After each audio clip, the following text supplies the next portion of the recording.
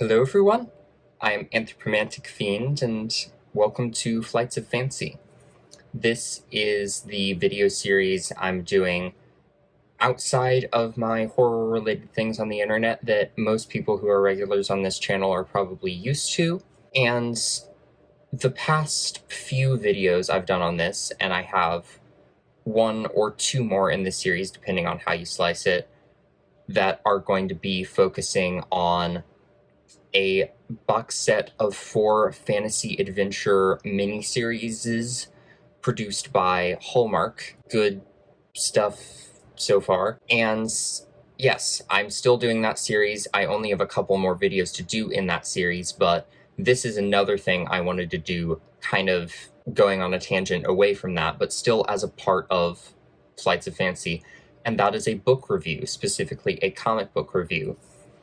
And that is because not too long ago, Kelci D. Crawford, who is an amazing comic artist and writer, did a contest for a giveaway of a free copy of this comic, and I ended up winning that and reading this thing basically in one day, so I was just like, I have to talk about this on my channel. And I have actually talked about Kelci D. Crawford's work before, because they are a part of the Less Than Secret cryptid comic anthology that was curated by and also features my cousin Ben Wright Human.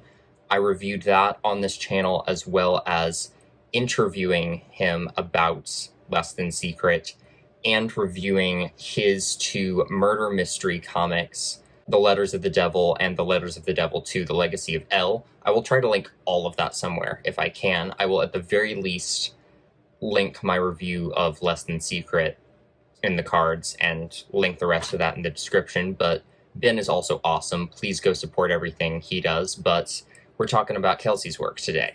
That comic is The Legend of Jamie Roberts, Volume 1. I am going to tell you what the story is quite simply by reading the back. Jamie Roberts is neither a boy or a girl. They're a pirate. One day during a raid, Jamie and their 2 best friends, Thomas and Daniel, find an unfinished map to a land they've not seen. So they retire from the great seas and become bodyguards to a king.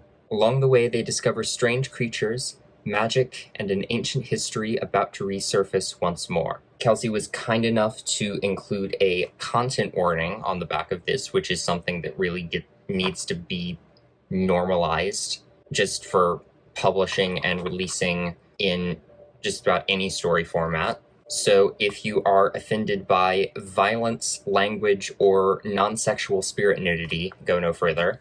I loved everything about this comic. It is not necessarily like a traditional swords and sorcery, knights and damsels fantasy story, and going into it, I wasn't sure if I was going to be expecting fantasy at all. I was like, am I going to be able to review this as a part of Flights of Fancy? Do I care? I've already filmed a review of the Poseidon Adventure, which is neither fantasy nor, when we're talking about the Hallmark miniseries, that great, in my opinion. This is both very much fantasy and great. It does start very much more in just like traditional pirate swashbuckling adventure territory, but very quickly transitions into magic. Before I really get into any of that, I want to just address the elephant in the room and the thing that I think this does beautifully, which is the fact that our protagonist is genderqueer. I think that is represented beautifully here. For one thing, as someone who is genderqueer herself, I find just the inclusion of a genderqueer main character really nice, but the way they are written and the way they are navigating their identity throughout this is also beautifully done. And this is only volume 1, so things are still developing, but I like the direction they're headed, because this is like third world, outside the real world fantasy, but it does still exist in a world where, yes, they has been used as a singular pronoun forever, but it exists in a world where, at least in Jamie's eyes, they do not yet have the proper vocabulary to describe the way they identify.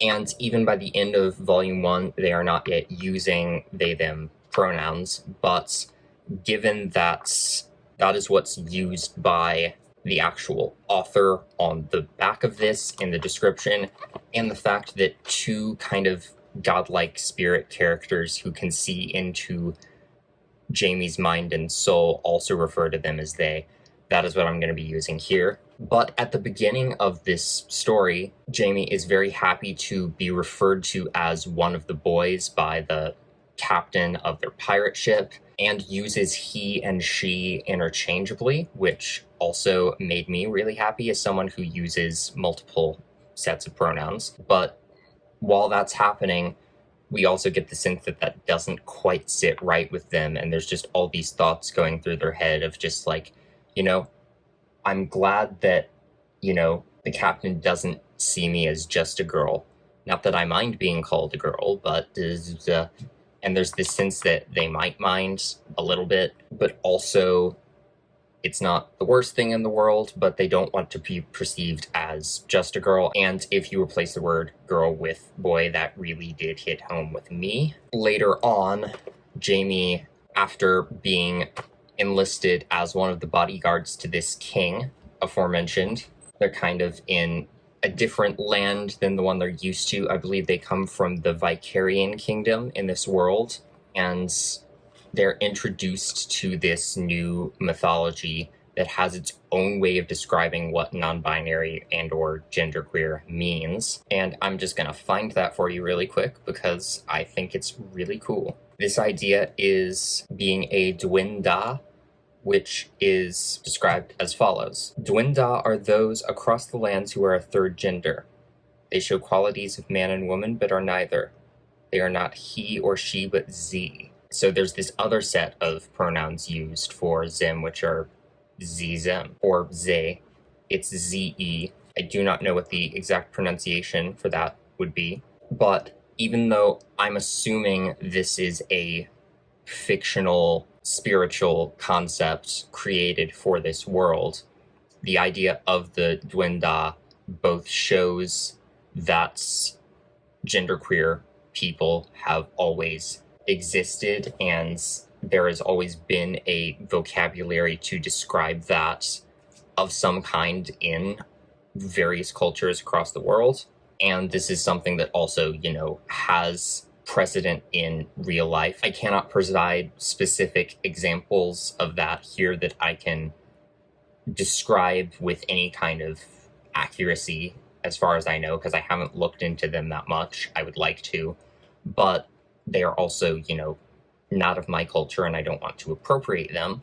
But it is this amazing concept, genderqueer already being a concept in this culture and having this spiritual connotation to it. And as far as the cultural appropriation thing goes, there are cases where I would never be comfortable with using terms like that, and Jamie themselves addresses that. And Jamie says, yeah, Nita's this Dwina, they mispronounce it here, thing is, I don't want to step on any sacred ground here. Sacred?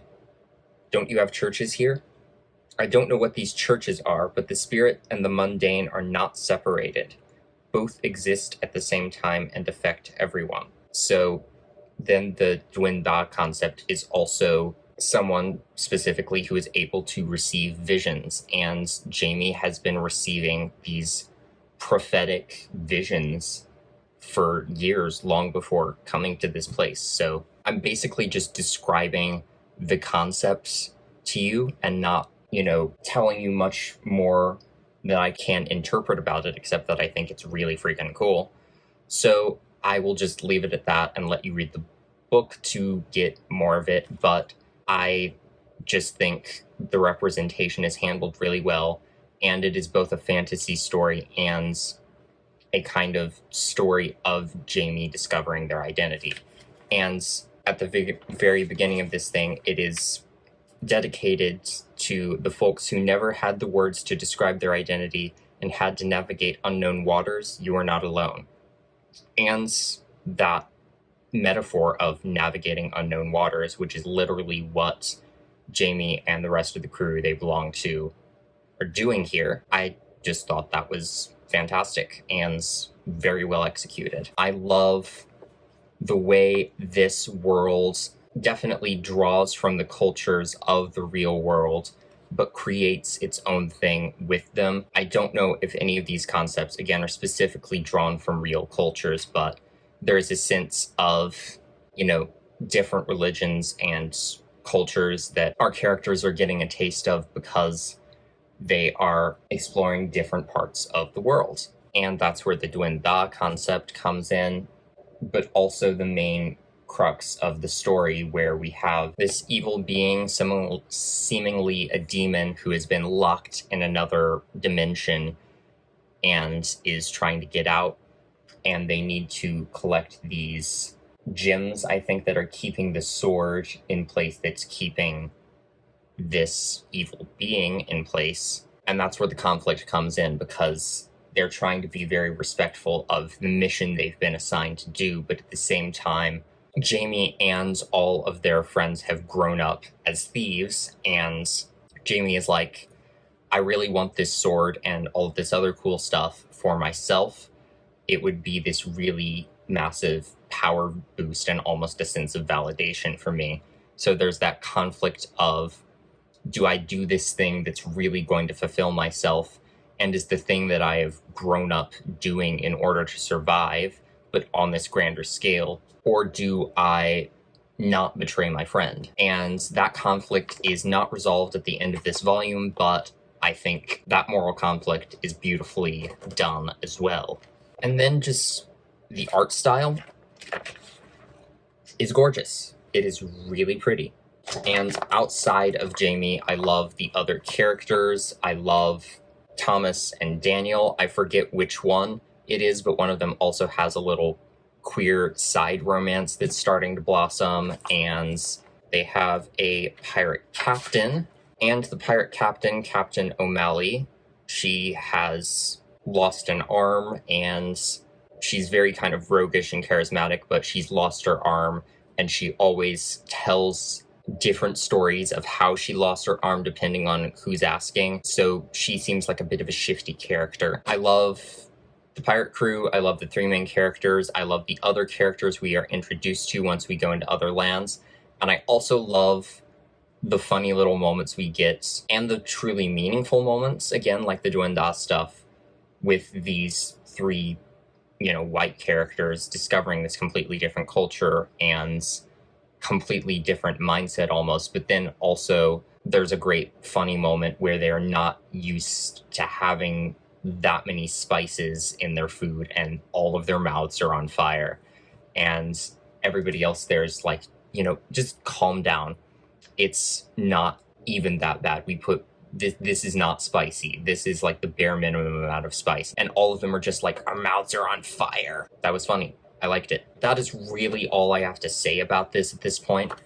I do not know when the second part is coming out, but I also know that this has been, sort of published episodically as a webcomic prior to this volume coming out, and I believe it is still being published right now. It recently came back from a hiatus, I think, even. I'm very excited to read the second volume when it comes out. I may go and look into the webcomic, but I kind of want to read it in print all at once whenever it comes out. So I will definitely be looking into buying that whenever that happens. And if you want to buy this or any of Kelci D. Crawford's other work, I will link their social media stuff down here. I believe they also have a YouTube channel, which I will link up in the cards. That is my review of The Legend of Jamie Roberts, Volume 1. Thank you for watching my video, and hopefully I will see you in another one. Bye!